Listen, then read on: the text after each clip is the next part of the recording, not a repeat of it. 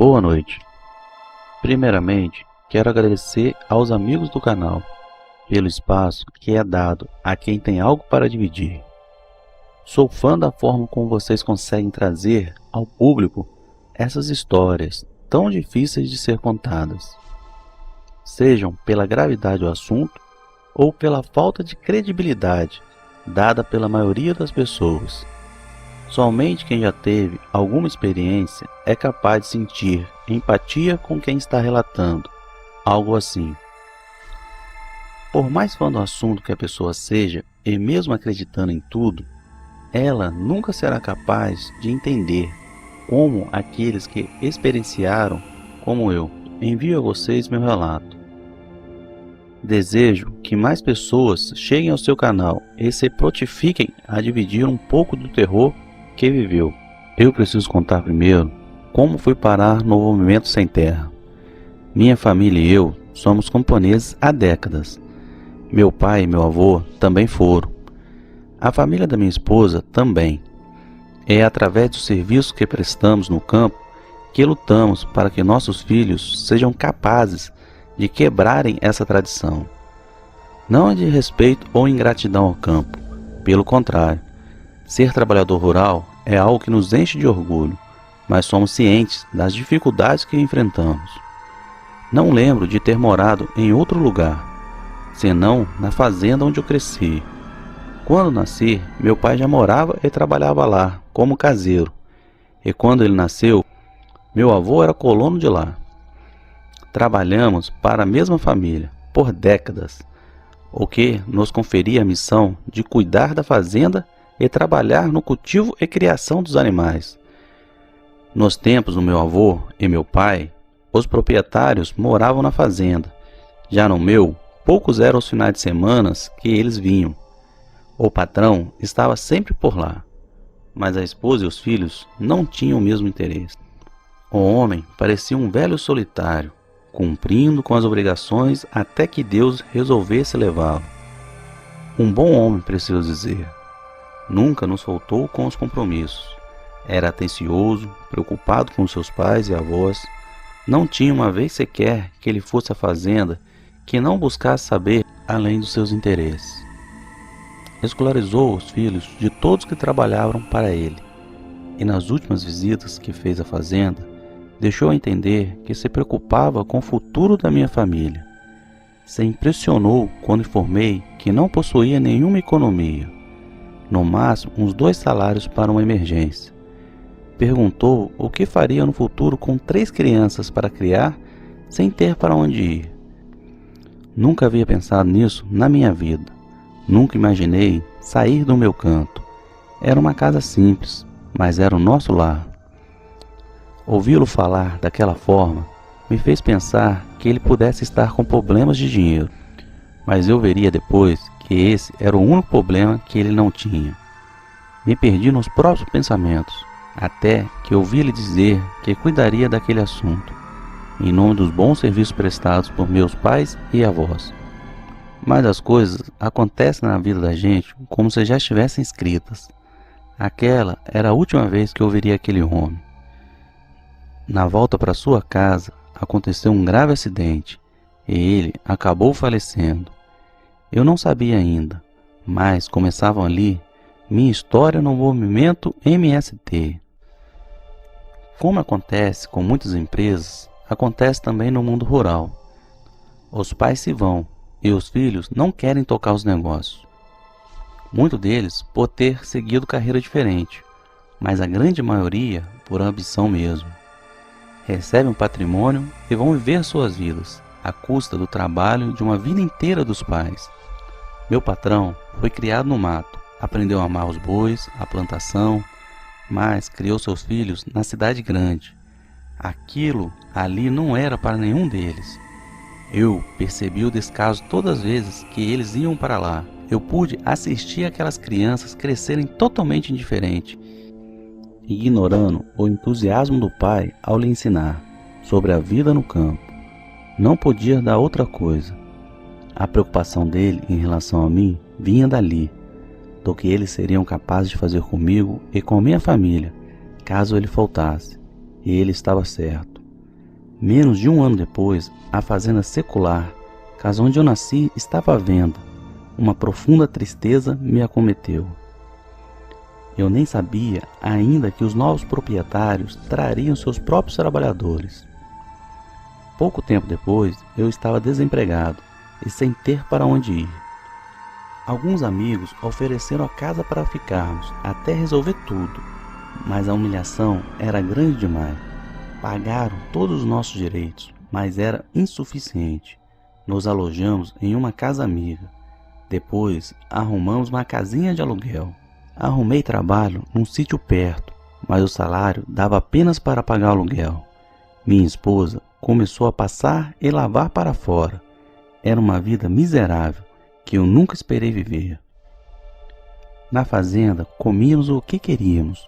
Não tínhamos aluguel para pagar, e nem assim eu fui capaz de juntar dinheiro. Eu jamais teria meu chão. Morreria numa casa de aluguel, comendo arroz e feijão da pior qualidade. O ano é 1997. Num boteco da cidade, ouvi que na cidade próxima onde eu morava, um movimento de trabalhadores rurais havia montado acampamento.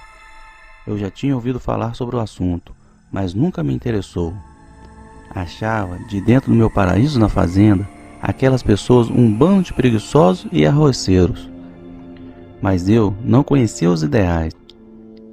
De Aguatemi a Itaguaraí era aproximadamente 1 hora de viagem. Valia a pena ver do que se tratava. Parti com uma esperança ainda pequena, mas a que muito tempo não sentia. Eu lembro de chegar no lugar com essa esperança, mas vê-la partir ao ver a multidão de pessoas. Eram crianças, idosos, famílias inteiras se aglomerando em pequenos barracos. Eram, a meu ver, mais de 1000 famílias. Eu jamais traria meus filhos para aquela situação. Eu não seria capaz de viver numa situação dessas. Havia uma fila para os novatos falarem com o líder. Permaneci nela ouvindo as tantas histórias, das lutas, das brigas, perdas, vitórias. Falavam de assentamentos, onde recebiam um pedaço de terra para chamar de nosso. Naquela fila, aprendi tudo sobre o latifúndio e reforma agrária. Vi que não eram invasores ou ladrões, eram pessoas como eu, famílias como a minha. Aquela era uma boa causa. Demorei a convencer minha esposa, pois a visão que ela tinha era a mesma que a minha, mas sempre fomos muito unidos e ela confiava nas minhas ações. Nós estávamos indo atrás de nossas vidas, mas estávamos juntos e mais uma vez venceríamos. Depois de algumas reuniões, fomos aceitos no acampamento. As 1000 famílias que eu imaginava estar ali praticamente havia dobrado. Eu me perguntava se aqueles alqueires de terra seria suficiente para dividir entre todos, caso saíssemos com a vitória. Essa dúvida era de todos, até que soubemos que a fazenda Santo Antônio, em Itaguaraí, possuía 16.000 alqueires, o que nos tranquilizou. No final de tudo, todos teríamos um pedacinho para chamar de nosso. Só precisaríamos esperar, precisamente por 1 década. Nosso acampamento recebeu o nome de 8 de março. Ali tinha uma função pré-estabelecida. Por me considerarem forte, me colocaram na função do que chamavam de segurança e ordem. Minha esposa foi para a colheita e cuidado com os animais. As experiências eram muito bem aproveitadas lá. Não tinha problemas com funções. Fazíamos o que era delegado. Plantávamos o que comíamos e comercializávamos o que sobrava. A lida começava cedo, mas a maioria ali estava acostumado por ser do campo. E os que não eram, precisavam se adaptar, ou poderiam ser expulsos e perder a oportunidade. A fazenda de Santo Antônio era um mundo de terra. Eu não sou capaz de explicar sua imensidão. Já fazia 3 anos que estávamos acampados. As coisas iam bem por lá. As crianças estudavam e o processo de desapropriação seguia firme, aguardando decisão judicial. Porém, no ano de 2000, nosso acampamento foi invadido por homens que vieram da Porteira do Sul. Por lá, nossa segurança era muito inferior às porteiras principais. Houve confronto com tiroteio. As pessoas correram para se proteger. Muita gente ferida e pisoteadas. Perdemos 3 integrantes. Um ato de covardia cometido por homens mascarados. Depois desse dia, aumentamos nossas seguranças e passamos a fazer rondas em áreas cada vez maiores da fazenda. Aumentamos os homens de segurança e criamos rodízios.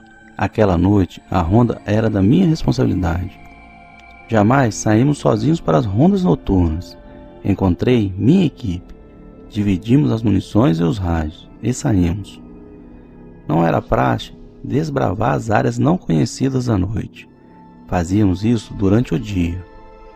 Mas alguns integrantes informaram sobre os movimentos na Porteira do Sul, mato adentro. Precisávamos verificar. Dividimos a equipe em duplas e partimos. O mato estava muito alto. A fazenda estava abandonada há muito tempo, mas a lua ajudava os trabalhos. Seguimos o que parecia ser um caminho antes, mas as coisas começaram a ficar estranhas. Algo se movimentava com velocidade na mata.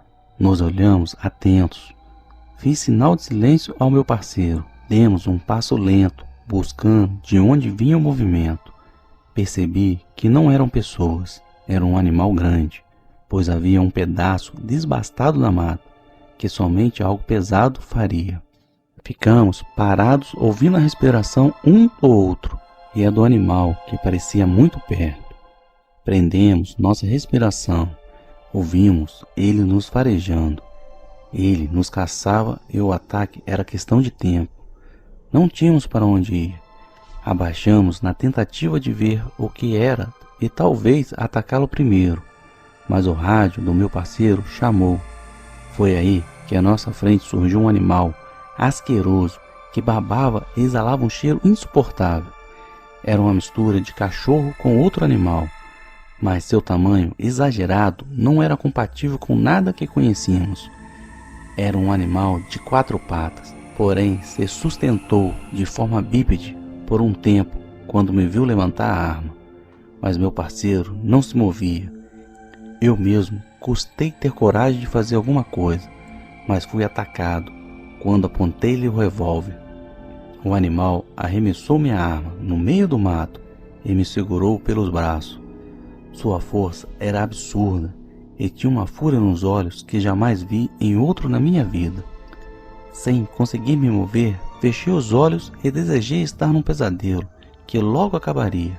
Ele rosnava furioso e me apertava cada vez mais. Perdi toda a força que tinha e comecei a rezar. Ouvi um tiro que fez meus ouvidos zunirem. Era meu parceiro que atirava naquela besta, enquanto eu convalescia no mato. O animal foi na direção dele, ainda mais raivoso. Mas ele atirou novamente. O bicho sangrando grunhiu e soltou um uivo alto com uma rouquidão. Pisou nas pernas do meu parceiro no chão e fugiu mata dentro. Não tivemos força para segui-lo. Eu tinha costela e braço quebrado e sentia muita falta de ar. Meu amigo teve a perna quebrada. O restante dos integrantes ouviram os tiros e nos encontraram. Nem sabíamos como contar o que tinha acontecido.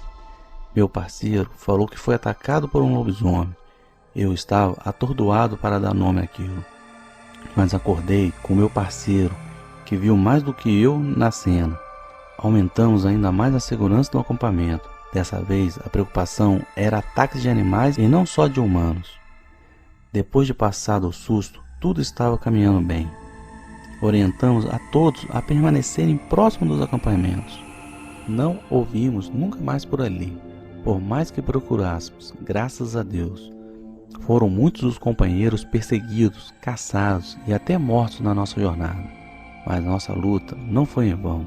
No ano de 2007, a fazenda de Santo, em Itaguiraí, foi finalmente desapropriada, sendo adquirida pelo INCRA para a reforma agrária. Ali, cerca de 1.500 famílias, incluindo a minha, foram assentadas.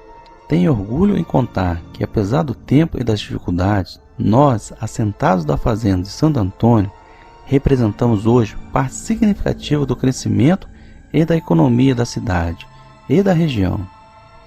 Quanto ao animal, depois do ataque por bem do acampamento, falamos apenas que era necessário para não causar pânico. Demoramos para nos recuperar. Mesmo voltando a trabalhar, a sensação que tínhamos é que jamais estaríamos livres das lembranças do que passamos aquela noite.